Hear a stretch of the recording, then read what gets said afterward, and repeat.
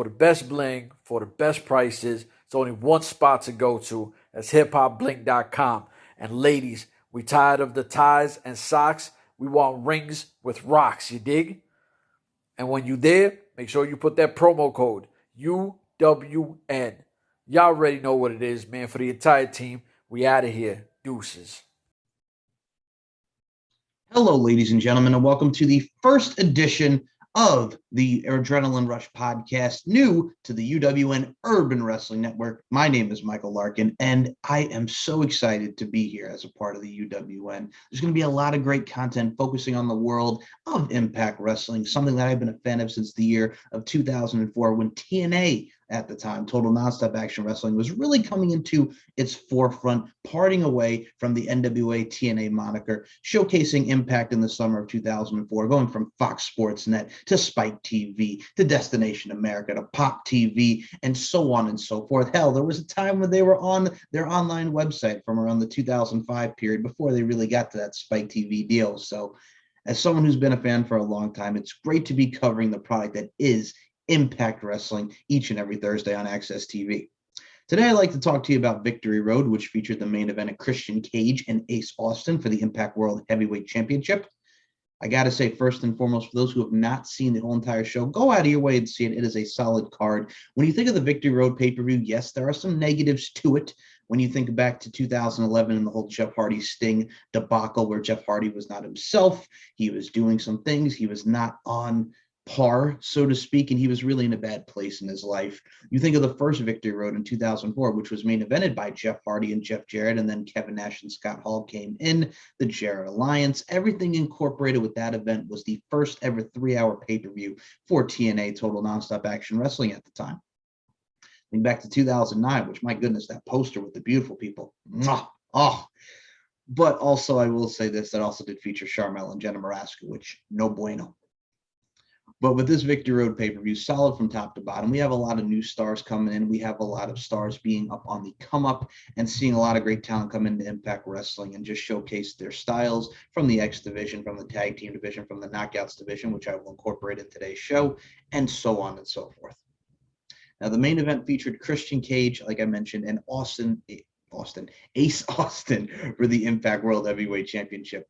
I have to say, first and foremost, Ace Austin, an amazing heel, an amazing young talent, Pro Wrestling Revolver, Sami Callihan, a former X Division champion, the tag team that he has with Sawyer Fulton, who, as someone who has seen Fulton during his tenure in NXT as a part of Sanity before Killian Dane replaced him, very underrated, amazing size. He looks great. He's lost a lot of weight and really is someone to be a force to be reckoned with. Ace Austin is someone who's so young, so talented, is really coming to his own, and him and Christian really showcased their talents in that match of Christian getting the victory. The best way I can describe it is, think of Christian in 2009 when he was the ECW champion. They put a veteran like Christian on their ECW on Sci-Fi brand, the WWE ECW, as a lot of people call it, rightfully so. Christian Cage wrestled guys like Jack Swagger, amazing matches with Swagger. Shelton Benjamin, who is a former rival of Christian's dating back to 2004. You know, he wrestled Zack Ryder. He wrestled Lance Archer. And he was really helping a lot of the young talent grow on that brand. So being no different, because they both really carried one another and they both worked very, very hard. And it's something that I would say, go out of your way and watch for a professional wrestling standpoint. The ending saw Josh Alexander come out and use option C. He wants to face Christian at Bound for Glory World Heavyweight title on the line. And I cannot wait, because first and foremost, as someone who has seen the walking weapon Josh Alexander from his tenure in Canada with Border City Wrestling, with Destiny Wrestling, with Smash Wrestling, anything in Canada. I mean, Canada is a haven, is a territory. It's one of the hot spots for professional wrestling. He's one of those guys for his size and his stature. He can move, and he's a brick shithouse. He's very, very powerful. Loved him and Ethan Page in the North, and I think him and Christian are going to tear it down when it comes to Bound for Glory. It's one of those things where, again, it's Christian working with the young talent. It's Christian helping the young talent, and it's Christian just going out of his way to show why he can outwork everybody. So that is something for a lot of people to really tune into. If you are sleeping on Impact Wrestling in that front, and again, like every professional wrestling professional wrestling company and organization should be. It's bringing up the young talent. It's working with these young talent. It's veterans. It's young talents on the come up, and it's all a collective unit of growth. So I look forward to seeing what Christian and Josh Alexander do at Impact, Bound for Glory. Another thing that really made the airwaves, the news, if you will, was Tommy Dreamer, who is now suspended for his comments on Dark Side of the Ring. Now, I know Tommy Dreamer has issued an apology, and I will say this, man. Now, when the plane ride from hell happened, that was in mid-2002. They were on the UK tour. They went to Germany. They went to England. They went to Scotland. And it all culminated in their Insurrection pay-per-view from 2002, which featured matches such as the Hardy Boys against a young upcomer by the name of Brock Lesnar and Shawn Stasiak, Triple H versus The Undertaker, and so on and so forth. The pay-per-view itself is not bad, but yeah, it was, that whole event, that incident that happened on the way there. I mean, they documented on Dark Side of the Ring, not to give away a lot of spoilers, but it really showcases just, you feel bad for the poor flight attendant that was on that flight. My goodness, Ric Flair with him exposing himself, forcing himself onto the flight attendant. And the Tommy Dreamer comments pretty much like, oh, if you're offended, everybody gets offended now. And you know what? This is what the boys do. It's a gag. And I'm like, what he's doing is pretty much justifying sexual abuse. And that's not cool. And yes, I know this was 19 years ago, but sexual abuse in any way towards a woman, and as someone who was raised by a great woman, that being my mother, and has a lot of respect, love, and admiration for women, that's not cool. That's not cool at all. And Impact did the right thing. And like I mentioned, Tommy Dreamer did apologize, but it's like, I want Tommy Dreamer to realize this. Tommy, as we all know, he's married to Beulah McGillicuddy, ECW original, ECW legend. For everybody who's not seen Beulah, go watch that match with Bill Alfonso back in the day from the original ECW. It's a bloodbath. On Bill Alfonso, the proverbial crimson mask. The best way I can say this to Tommy Dreamer is, Tommy, you have two beautiful daughters. How would you feel if that was your daughter being in that flight attendant's position? How would you feel if that was your daughters? That's the thing that he doesn't take into account. So it's an overall sad situation. Impact did what they needed to do, and rightfully so. And it's just like, I say this to people, be better. Be better as people, be better as individuals, respect one another, and know your boundaries. And on that note, I'll move up to my final topic, that being knockouts, knockdown. Now, they're going to be doing a memorial to Daphne, which God rest her soul, from her tenure in WCW, her tenure in TNA, her and Taylor Wilde, the female Monsters Ball match. My goodness, what a match that was. Thumbtacks and just overall brutality and plunder. It's one of those things where she was such a amazing talent, and she was someone who was so young and someone who was dealing with a lot of issues. And I got to say, mental health is real, as someone who has dealt with their issues in their own right. Again, it goes back to being kind to one another and just really stay united, not divided, as a forefront. And if you need the help, get the help. If you're struggling, if you are having a difficulty, if you are wrestling with this thing that we call life, I will say this. That suicide is not the answer. Unfortunately, we see that a lot in today's day and age. It has happened a lot in the professional wrestling circuit.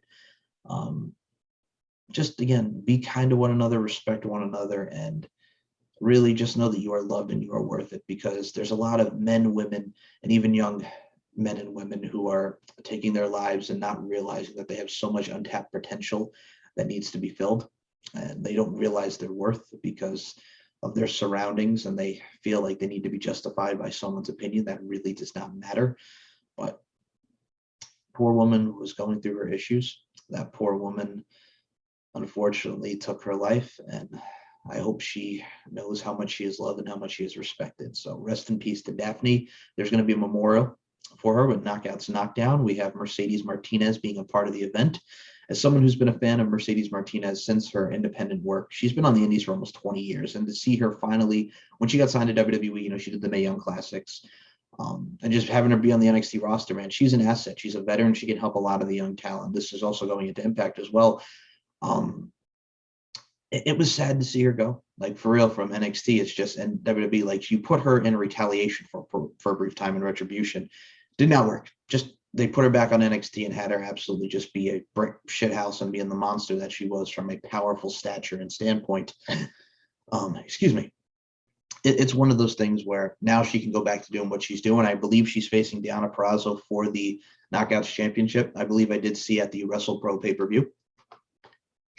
The WrestlePro event, excuse me. But it's one of those things where you have a veteran, you have someone who's so talented in her, and she's going to be an asset, whatever female locker room that she's in. I know she's done a lot of work in Shimmer. She's done some work in Rise. Prominent female talents, and that's where you got to give people like Dave Prazak, who's the owner of Shimmer and a former Ring of Honor commentator, the love and respect that he deserves for bringing all these women to the forefront that you see in various wrestling promotions and organizations. So Mercedes Martinez is going to be a part of it. I think Knockouts and Knockdown is going to be an amazing event, and that's something I look forward to checking out and discussing on this platform. The other thing I will mention, rightfully so, it was announced that Awesome Kong will be going into the Impact Wrestling Hall of Fame. For what this woman has done for professional wrestling, for female wrestling, is absolutely amazing. You know, forget the Karma run in WWE, and unfortunately it had to be it was cut short because she was, you know, pregnant, which again, real life, it happens, and I hope that, you know, I hope that she has nothing but love and happiness when it comes to family and just in general, because stuff like that is very precious, and it's something that really makes this thing that we call life beautiful. So her career was cut short there. And then she came back into the Royal Rumble spot where she eliminated Michael Cole. But the WWE tenure, the vignettes were cool. It was short-lived. But what she is most known for, and rightfully so because of the work that she put into it, was Awesome Kong, TNA Knockouts champion, the Kongtourage. She was a part of the Dollhouse for a brief time. The feud with Gail Kim will live on and on. Amazing matchups, steel cage matches. Former tag team champion with Hamada, the Knockouts tag team titles. Just a dominant, amazing talent for her size and stature, to reiterate that point. And someone who's rightfully so going into the Hall of Fame. She was at Empower and she announced her retirement. She embraced with Gail Kim. I mean, for me, like, if you can make Christy Hemme look good, you know, because she had a brief match with Christy Hemme and a brief feud back in the day with her, like, she wrestled Christy Hemme. She's wrestled Gail Kim. She's wrestled Roxy Laveau. She's wrestled Taylor Wilde. She's wrestled about everyone on that Knockouts division and that Knockouts roster. And she was a prominent figure in that division, because when you think of TNA and you think of the Mount Rushmore of female talents, she's right up there. She is right up there. And for her body of work, just in general, man, the Awesome Bong, Awesome Bomb, and the Implant Buster, her powerful maneuvers, and just everything in general that encompassed that character, including the Raisha Saeed managerial role, her translator, who was played by cheerleader Melissa, aka Alyssa Flash. It's one of those things, man, with the overall package that is Awesome Kong. It takes her rightful place in the Impact Wrestling Hall of Fame, and I cannot wait to see that go down.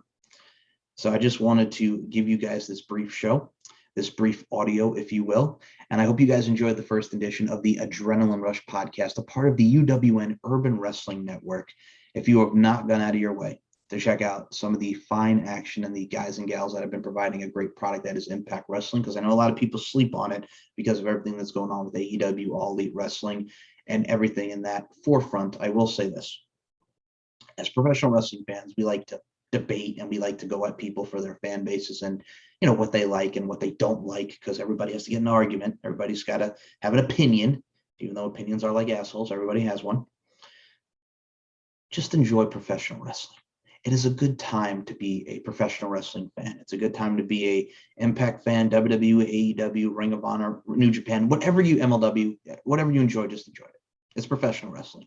It's what we all love. We're on the same team here. We all love professional wrestling.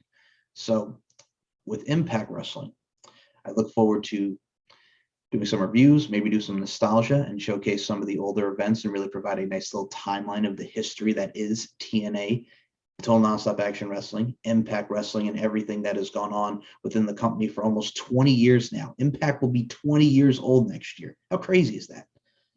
Oh my goodness. But that will conclude the first edition of the Adrenaline Rush podcast. My name is Mike Larkin. Thank you guys so much for listening, and check out the Urban Wrestling Network on Facebook, Twitter, Instagram, YouTube, wherever you get your social media platforms and wherever you listen to the Urban Wrestling Network. For myself, Mr. Michael Larkin, I will talk to you in the next episode. Thank you all so much, and have a great day.